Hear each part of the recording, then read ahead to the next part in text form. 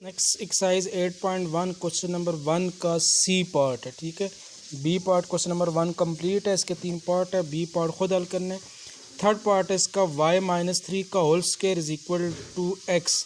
अब एक चीज़ याद रखनी है कि जब भी आपके पास पैराबोला के केस में वर्टेक्स गिवन हो 0 0 के इक्वल, तो उस वक्त आपके पास जो इक्वेशन यूज़ होती है वो सिर्फ जनरल फॉर्म होती है। Y square is equal to plus minus 4px या X square is equal to plus minus 4py। ठीक है, ये जनरल फॉर्म उस वक्त यूज़ होती है जब आपके पास वर्टेक्स क्या हो, ज़ीरो। ठीक है, जब भी ट्रांसलेशनल इक्वेशन, ठीक है, जिसमें y माइनस के का whole square is equal to plus minus 4px minus H और x माइनस एच का whole square is equal to plus minus 4py minus K, जब ये फॉर्म यूज़ होगी तो उस वक्त आपका वर्टेक्स 0 0 या ओरिजिन के ऊपर नहीं होगा बल्कि किसी और पॉइंट v ऑफ h के ऊपर होगा।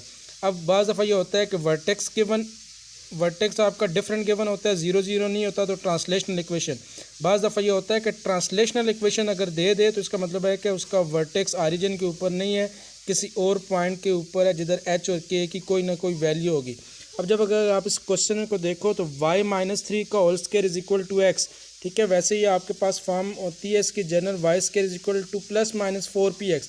वाई में भी कोई चीज़ ऐड सब्ट्रैक्ट नहीं और इधर एक्स में भी कोई चीज़ ऐड सब्ट्रैक्ट नहीं हुई, तो जनरल इक्वेशन है। जब इसमें y की जगह y माइनस के, एक्स की जगह x माइनस एच, ठीक है, या इन दोनों में से अगर किसी एक में भी कोई भी चेंज है, इसका मतलब है कि फिर आपका जनरल फार्मूला यूज़ नहीं हो रहा बल्कि ट्रांसलेशनल फार्मूला यूज़ हो रहा है, और उस केस में फिर वर्टेक्स जो होगा वो 0 0 के इक्वल नहीं होगा बस बल्कि v ऑफ क्या होगा, एच के equal.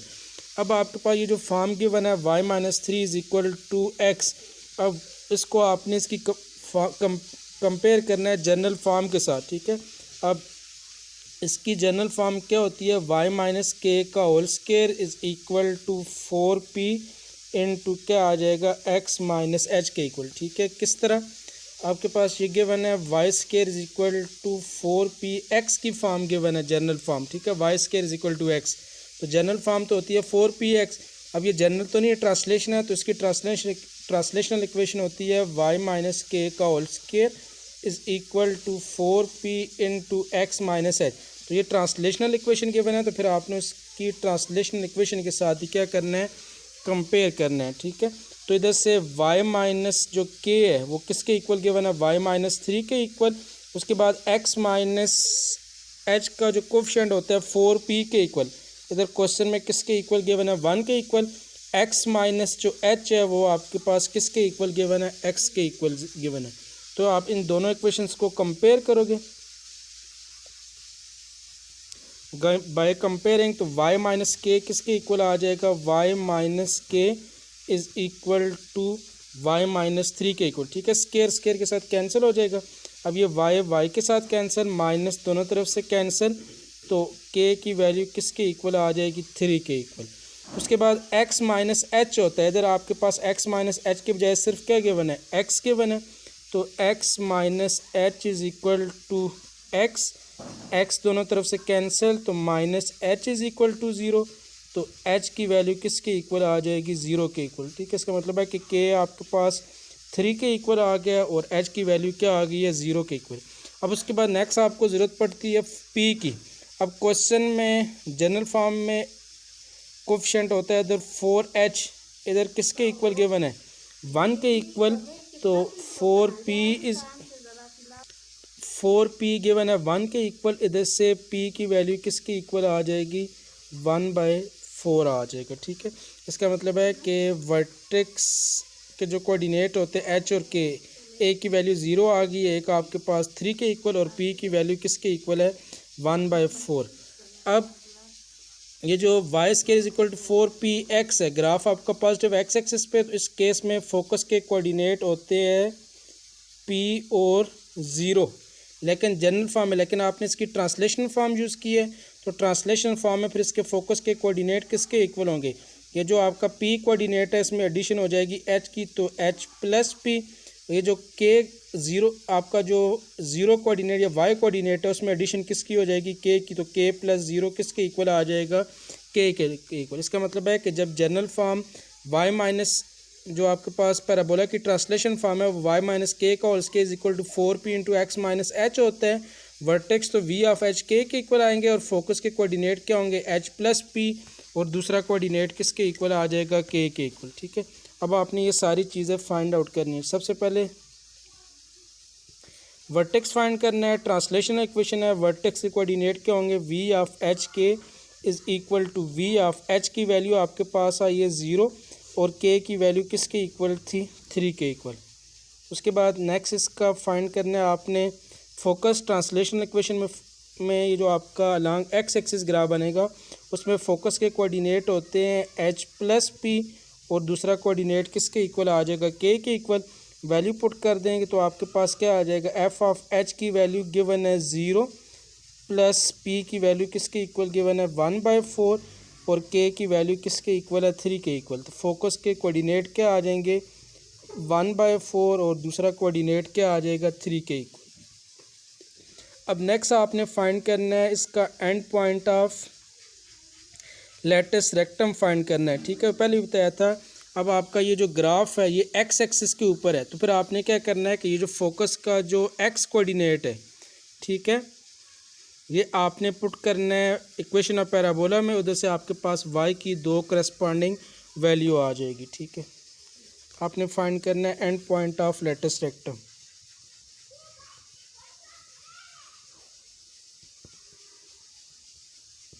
And point of latus rectum के लिए ग्राफ आपका एक्स एक्सिस के ऊपर बनेगा, तो फोकस का जो एक्स कोऑर्डिनेट है वो आपने इक्वेशन ऑफ पैराबोला में पुट करके करस्पॉन्डिंग वाई की 2 वैल्यू फाइंड करनी है। Put X is equal to 1/4 in equation 1। ठीक है, जो आपको इक्वेशन पैराबोला की गिवन थी उसको आप 1 का नाम दे दो। इक्वेशन क्या गिवन थी आपके पास y-3 का whole square is equal to X के इक्वल गिवन है। ठीक है, तो y-3 का whole square is equal to X की जगह क्या आ जाएगा 1/4। तो इक्वेशन आपके पास बन जाएगी y-3 का whole square is equal to 1/4। आपको वैल्यू चाहिए y की स्क्वायर को ख़त्म करने के लिए दोनों तरफ स्क्वायर रूट ले लेंगे। y-3 का whole square square root is equal to 1/4 का क्या आ जाएगा रूट। इधर से रूट और के स्क्वायर कैंसिल, तो y-3 is equal to plus minus 1 का रूट 1 ही आएगा, 4 का रूट किसके इक्वल हो जाएगा 2 के इक्वल। इधर से क्या आ जाएगा y इज इक्वल टू 3 को दूसरी तरफ ले जाएंगे तो 3 प्लस माइनस 1/2, तो y की वैल्यू क्या आ जाएगी एक 3 प्लस 1/2 और y is equal to 3 minus 1/2 के इक्वल। इधर से y is equal to 2 LCM आएगा 6 प्लस 2 1 तो 7/2। इधर से y is equal to 6 minus 1 तो किसके इक्वल आ जाएगा 5/2 के इक्वल। ये करस्पॉन्डिंग वैल्यू आई है y की, लेकिन आपने तो x तो किसके इक्वल पुट किया था x इज इक्वल टू 1/4, तो फिर कोऑर्डिनेट्स क्या होंगे x की वैल्यू 1/4, y आपके पास 7/2, x की वैल्यू 1/4 और y की वैल्यू किसके इक्वल आ गई थी 5/2। ठीक है, तो ये दोनों आपके पास क्या आ जाएंगे end point of latus rectum आ जाएंगे। ठीक है, फोकस भी आ गया। फोकस आपका 1/4 और 3 के ऊपर, वर्टेक्स आपका 0 3, and point of latus rectum क्या होंगे 1/4 7/2 1/4 और 5/2। ठीक है, उसके बाद नेक्स्ट है कि आपके पास जो एक्सिस ऑफ सिमेट्री है वो क्या होगा। ठीक है, तो ग्राफ की जो इक्वेशन गिवन थी y-3 का whole square is equal to x plus X है। ठीक है, इसका मतलब है कि ग्राफ जो बनेगा वो पॉजिटिव एक्स एक्सिस पर बनेगा, तो एक्सिस ऑफ सिमेट्री आपके पास क्या आएंगे पॉजिटिव एक्स एक्सिस आ जाएंगे। नेक्स्ट आपने इसका ड्रा करना है ग्राफ, तो उसके लिए आपको वर्टेक्स आपके पास आया था 0 3 के ऊपर, फोकस 1/4 और 3, लैटिस रेक्टम के जो एंड पॉइंट थे वो 1/4 7/2 और 1/4 और 5/2। ठीक है, अब सबसे पहले आपने देखना है कि इसका वर्टेक्स किस पॉइंट पे होगा। अब वर्टेक्स में एक्स कोऑर्डिनेट गिवन है 0 के इक्वल, वाई कोऑर्डिनेट किसके इक्वल है 3 के इक्वल। ठीक है, तो आपका एक कोऑर्डिनेट सिस्टम है X axis corresponding Y axis. X पे वैल्यू आपने ले लिया 1 2, तो एक्स 1 का हाफ 0.5, उसका हाफ क्या आ जाएगा 0.25। वाई एक्सिस पे आपने 1 2 3 4, ठीक है। अब आपको इधर वैल्यू 0.25 चाहिए, वो भी आपने एक पॉइंट ले लिए, ठीक है। उसके बाद वाई एक्सिस पे आपको पॉइंट चाहिए 3.5, तो 3 या आपका 4 और इसका हाफ 3.5, 2.5, 2 और 3 के दरमियान आपके पास क्या आ जाएगा 2.5। अब सबसे पहले आपने देखना है कि इसका वर्टेक्स आपने किस पॉइंट पे लेना है। x is equal to 0, Y is equal to 3, इस पॉइंट का आपके पास इसका क्या आ जाएगा, वर्टेक्स आ जाएगा। इधर x की वैल्यू आपके पास 0 है, y किसके इक्वल है, +3 के इक्वल।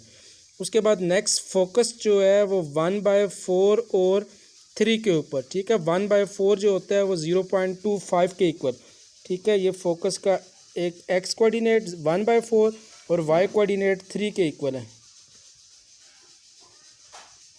तो ये इस आपका क्या आ जाएगा, फोकस आ जाएगा।